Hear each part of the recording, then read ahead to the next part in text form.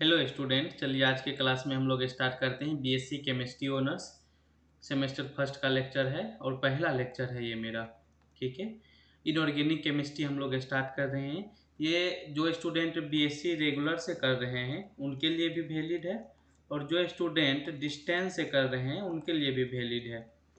मैं सिलेबस देख रखा हूँ। दिल्ली यूनिवर्सिटी का सिलेबस मैं कवर करूँगा, मंगलायतन यूनिवर्सिटी का कवर करूँगा, एलएनएमयू का कवर करूँगा और जो डिस्टेंस में इग्नू से कर रहे हैं उनका भी सिलेबस यहाँ पे मैं कवर करूँगा।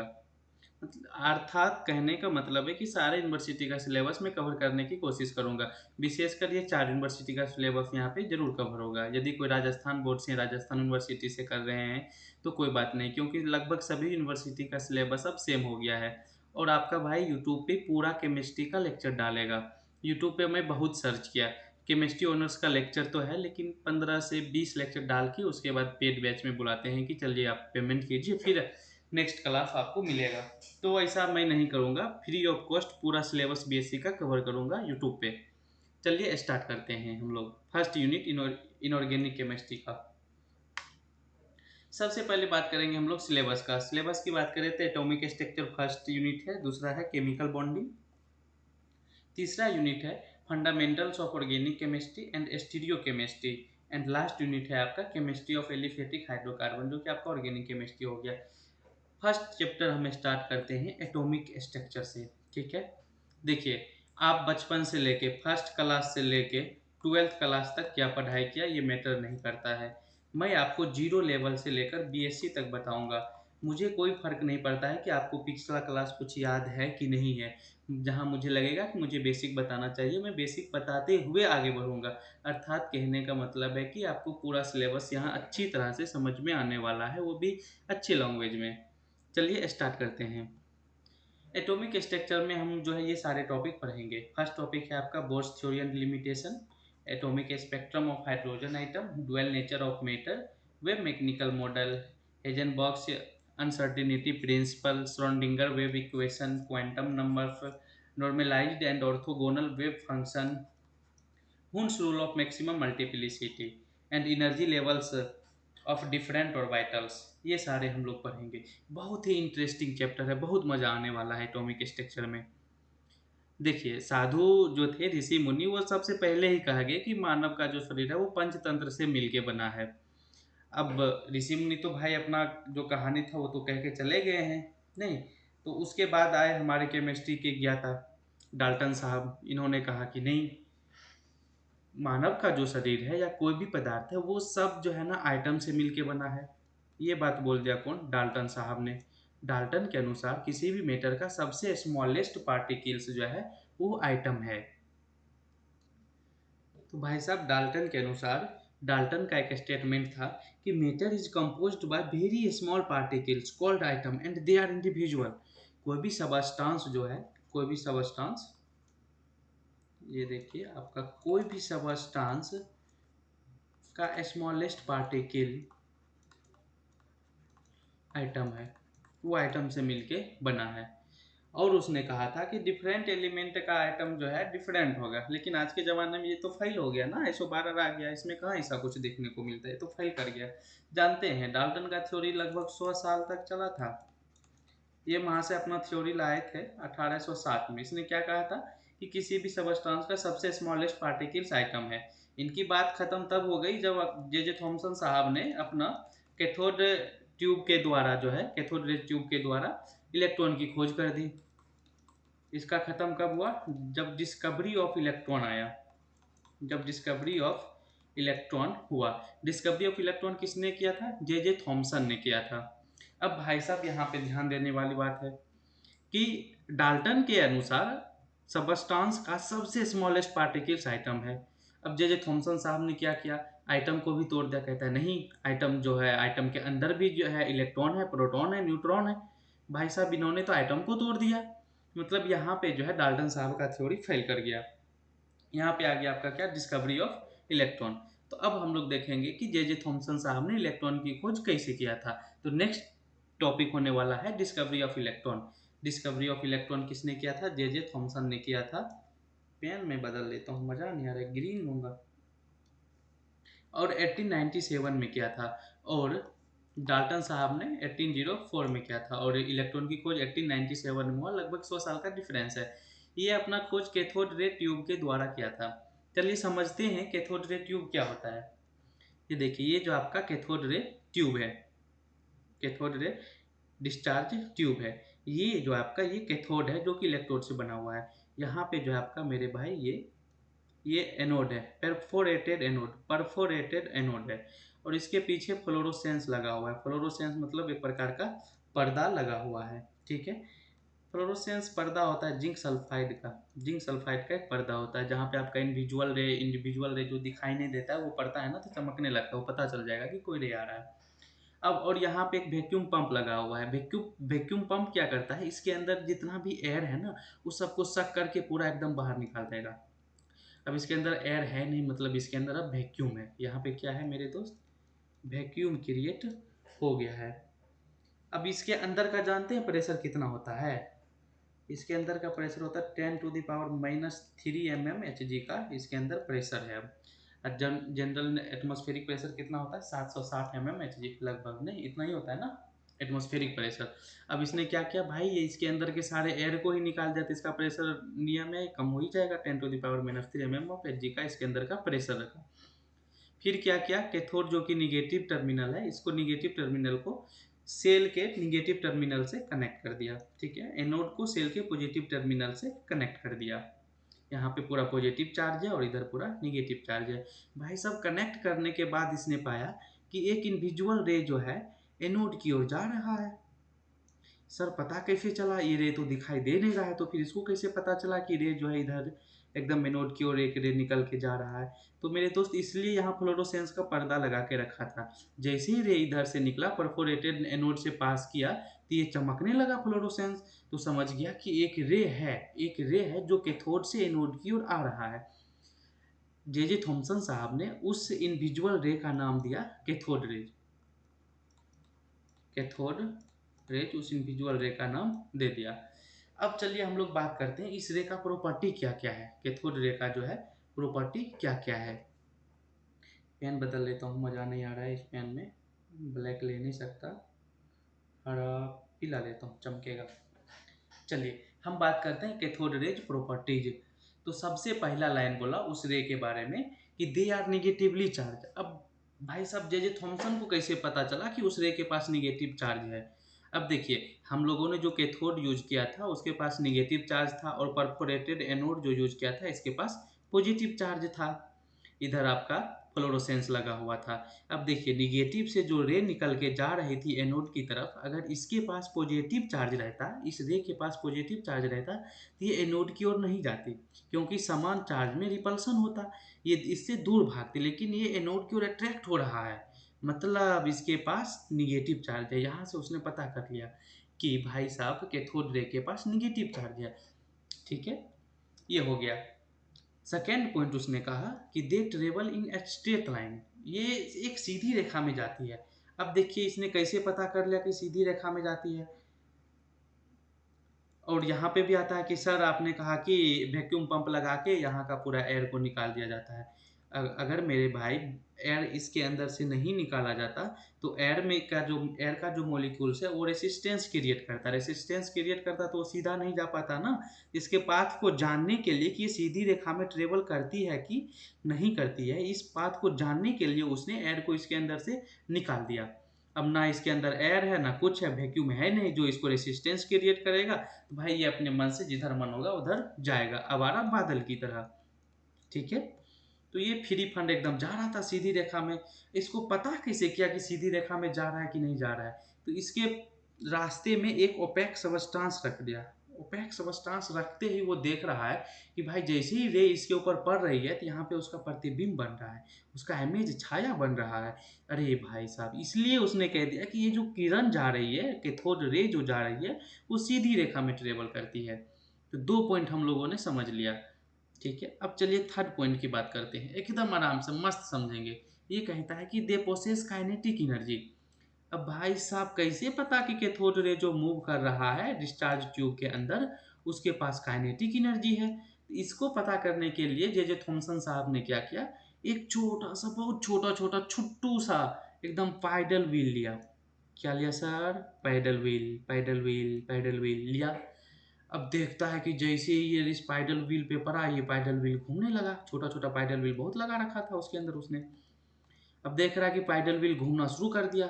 समझ गया कि भाई साहब इस रे के पास एनर्जी भी है, जिसकी वजह से, जिस एनर्जी की मदद से इस पैडल को वो घुमा दिया। तो कह दिया कि कैथोड रे के पास अपना खुद का काइनेटिक एनर्जी है। चलिए अब फोर्थ नंबर समझते हैं कि they are made up of small particles. They are made up of small particles, ये कैसे कह दिया कि ये कैथोड रे जो है स्मॉल पार्टिकल्स से बना हुआ है?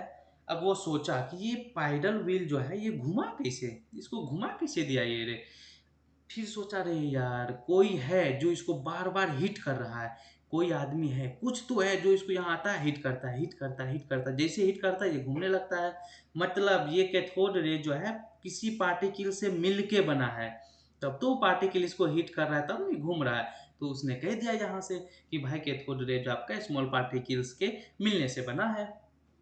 फिर अगेन आता है, कहता है कि they are deflected toward positive plate in electric field. मजा नहीं आया सर। आपने यहाँ पे कहा कि दे आर नेगेटिवली चार्ज, तो एनोड की तरफ मूव कर रहा है तो ये नेगेटिवली चार्ज है। इसको आप एक तरीका से और कंफर्म कर लिया कि ये नेगेटिवली चार्ज है कि नहीं है। वो तरीका क्या था? ये आपका मान लीजिए डिस्चार्ज ट्यूब है, ये आपका कैथोड है और ये परफोरेटेड एनोड है। इधर नेगेटिव, इधर पॉजिटिव, इधर से आपका रे जा रहा है, इस प्रकार कैथोड रे। ठीक है। उसने क्या किया, एक साइड जो है पॉजिटिव प्लेट को लगा दिया और एक साइड निगेटिव प्लेट को लगा दिया। ठीक है। तो ये देखा, ये रे जो है देखा, भाई साहब इधर ना जाके ये पॉजिटिव की तरफ मूव कर गई, पॉजिटिव की तरफ ये रे मूव कर गई। तो समझ गया कि ये पॉजिटिव की तरफ मूव कर रही है, इसका मतलब इसके पास निगेटिव चार्ज है। तो यहाँ से भी उसने कह दिया कि भाई कैथोड रे के पास निगेटिव चार्ज है, ये कंफर्म है। नेक्स्ट पॉइंट कहता है कि they are deflected in magnetic field. भाई आप नेगेटिव चार्ज हो, मैग्नेटिक फील्ड से भी डिफ्लेक्ट करेगा। सबको पता है, उसने पढ़ा है कि 10th के फिजिक्स में आप लोगों ने पढ़ रखा है कि जब किसी चालक तार से विद्युत धारा प्रवाहित होती है तो उसके चारों तरफ इलेक्ट्रिक फील्ड, मैग्नेटिक फील्ड जो सॉरी मैग्नेटिक फील्ड जनरेट होता है। फिर कहता है कि दे प्रोड्यूस फ्लोरोसेंस। इसने फ्लोरोसेंस को प्रोड्यूस किया। फ्लोरोसेंस क्या सर? फ्लोरोसेंस क्या, ये देख रहे हैं? फ्लोरोसेंस मीन्स एक प्रकार का पर्दा होता है जो इसके पीछे यहाँ पे लगा हुआ था। जैसे ये इनविजुअल रे इस पर्दा पे पड़ा ना, ये पर्दा चमकने लगा, यहाँ पे चम चम चम चम चम चमकने लगा। मतलब समझ गया कि भाई ये फ्लोरोसेंस हमको दे रहा है। ठीक है। अगेन देखिए भाई, रे के फॉलोइंग डायरेक्शन में एक एकदम मोटा सा हैवी सा सबस्टांस रख दिया, तो वो देख रहा है कि यहाँ से एक्सरे निकलना शुरू हो गया। तो यहाँ से कह दिया कि दे प्रोड्यूस एक्स रेज। तो ये ओवरऑल था। ठीक है। अब भी सर मजा नहीं आया, इतना में नहीं मजा आया, और समझना है हमको। चलिए अब वो क्या क्या, जे थॉमसन साहब ने डिस्चार्ज ट्यूब के अंदर का गैस बदल दिया। भाई साहब डिस्चार्ज ट्यूब के अंदर का गैस बदल दिया। अब देखो क्या सीन था, ये आपका डिस्चार्ज ट्यूब है। ठीक है। यहाँ पे आपका क्या लगा हुआ था, कैथोड, यहाँ पे परफोरेटेड एनोड। इसको एक सेल से कनेक्ट कर दिया, कैथोड को निगेटिव से, इसको पॉजिटिव से। सेल का पावर कितना सर? 10,000 वोल्ट का सेल था। यहाँ पे वैक्यूम पंप लगाया हुआ था, यहाँ पे फ्लोरोसेंस था। ठीक है। इसको इस तरह से जोड़ दिया, तो यहाँ से एक इंडिविजुअल रे निकल रहा था जो एनोड की तरफ मूव कर रहा था। अब भाई साहब इसने क्या किया, इसके अंदर एक गैस डाल दिया और ये जो इलेक्ट्रोड है, ये जो इलेक्ट्रोड, इसको बदल दिया। ये जिस मेटर से बना हुआ था ना, इसका मेटर सबस्टांस ही बदल दिया। इसको बदलने के बाद भी देख रहा है कि इलेक्ट्रॉन, इस जो कैथोड रे का जो प्रॉपर्टी है वो चेंज हो ही नहीं रहा है। एक गैस बदला, फिर क्या किया, इसको इलेक्ट्रोड को सेम रहने दिया, दूसरा गैस भर दिया। पहले हाइड्रोजन भरा था, फिर हीलियम गैस भर दिया। हीलियम गैस में भी देखा कि भाई इस कैथोड रे में कोई चेंजिंग नहीं आ रहा है। फिर क्या किया है, गैस को भी बदल दिया, इलेक्ट्रोड को भी बदल दिया, फिर नाइट्रोजन गैस डाल दिया।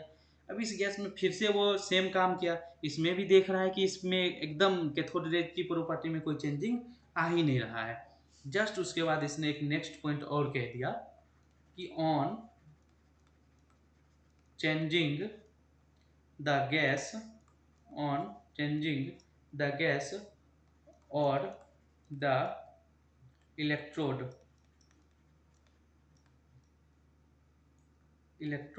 material, the properties of cathode rays, the properties of cathode rays remained same, कोई बदलाव नहीं आ रहा है। फिर यहां से कहा कि भाई साहब कैथोड रे के पास जो पार्टिकल्स है, जिस पार्टिकल से मिलके बना है, जो पार्टिकल स्पाइडर व्हील को घुमा रहा है, जिस पार्टिकल्स के पास काइनेटिक एनर्जी है, जो पार्टिकल्स ओपेक के बाद एक छाया बना रहा है, जो पार्टिकल्स के पास काइनेटिक एनर्जी है, वो पार्टिकल्स आपका इलेक्ट्रॉन है। एक लाइन में यहां से बोल दिया। तो इस तरह इलेक्ट्रॉन का डिस्कवरी हो गया, इस प्रकार इलेक्ट्रॉन का खोज हो गया। इसने एक लाइन में कह दिया कि कैथोड रे जिस पार्टिकल से मिलके बना है, उस पार्टिकल्स का नाम इलेक्ट्रॉन है। ठीक है, यहां से इस तरह जो इलेक्ट्रॉन का खोज हो गया, एक प्रकार का फंडामेंटल पार्टिकल्स है। इतना ही नहीं, ये बार बार जो गैस यहाँ बदल रहा था ना, तो जे थॉमसन ने क्या किया, सबसे पहले वैक्यूम में एक चार्ज और मास, चार्ज अपॉन मास, इसका रेशियो दिया। चार्ज मास का जो रेशियो दिया, इसने कहा कि 1.75 इंटू 10⁻11 कूलाम पर केजी है। फिर गैस बदला, फिर भी देखा कि चार्ज मास रेशियो सेम है। फिर इलेक्ट्रोड बदला, फिर देखा कि चार्ज मास का रेशियो जो है सेम है, इसका रेशियो बदल नहीं रहा है। कहने का मतलब है कि आप इसके अंदर गैस भी बदल दीजिए, इलेक्ट्रोड बदल दीजिए, चार्ज मास का रेशियो ये सेम ही रहने वाला है। तो चार्ज मास का रेशियो दिया कौन था, जे थॉमसन ने दिया था। कहने का मतलब है, एक पॉइंट स्टार लगा के लिखेंगे, charge mass ratio will not depend, charge mass ratio will not depend upon nature of gas, upon nature of gas, never depend upon, never depend upon matter of electrode, matter of electrode।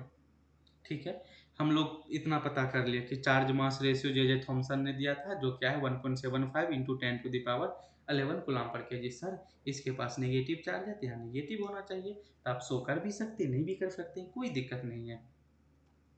अब देखिए, J Thomson साहब ने क्या दिया था, charge mass ratio. आपका charge mass ratio कितना है, 1.75 मल्टीप्लाई बाय 10⁻11 कूलाम पर KG.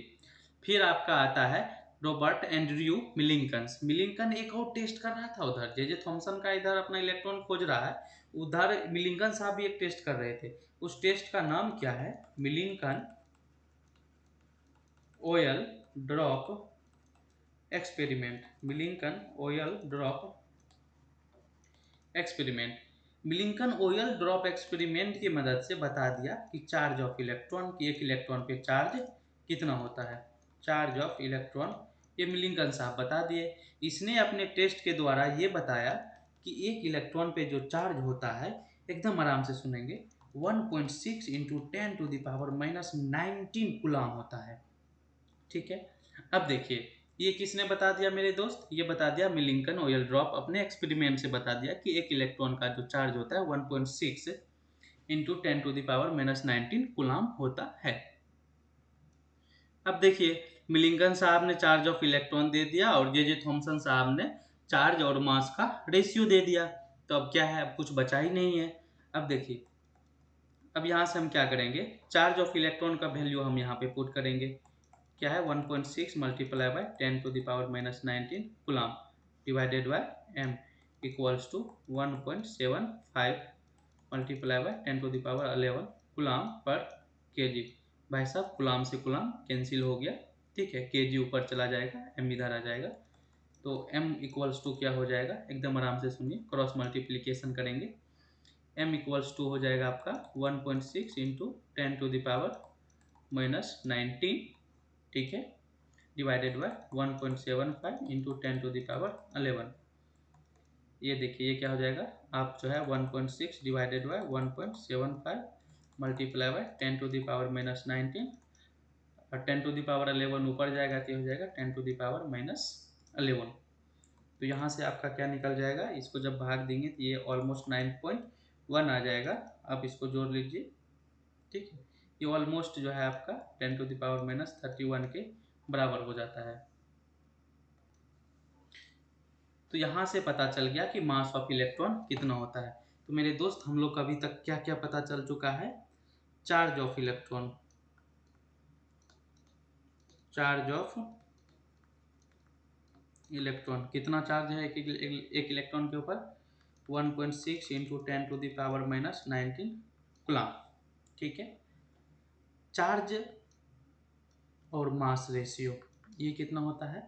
1.75 into 10⁻11 coulomb per KG. ठीक है। और mass of electron, mass of electron, भाई साहब मास ऑफ इलेक्ट्रॉन कितना आया हम लोग का?